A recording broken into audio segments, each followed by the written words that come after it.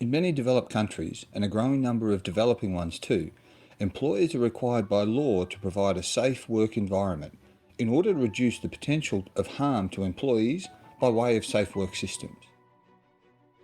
These systems must be relevant to the business, activities undertaken, identify hazards, consider and implement risk control measures, and be consistently monitored for relevance, effectiveness, and application. This must all be documented and applied to each unique work location and business undertaking. This applies to business travel too. If a business does not conduct a specific individual safety analysis for each individual journey, traveller and destination, inclusive of the identification of hazards, documenting the relevant levels and then making a decision upon the risk exposure to both the traveller and business, then how can the business trip be considered a safe work environment?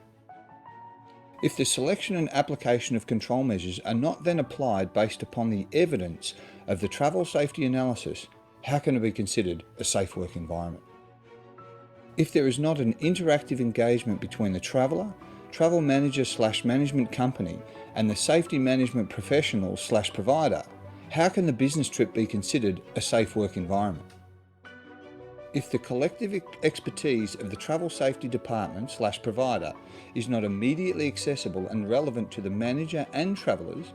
how can the business trip be considered a safe work environment? If performance metrics, inquiries, incidents, and numerous other factors are not consistently captured, reported, and reintroduced back into the continuous improvement process, how can the business trip be considered a safe work environment?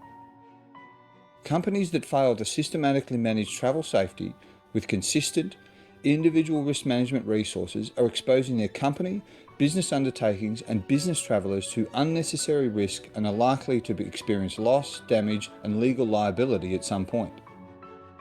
Travel managers and travel management providers that fail to actively apply safe work systems to business travel,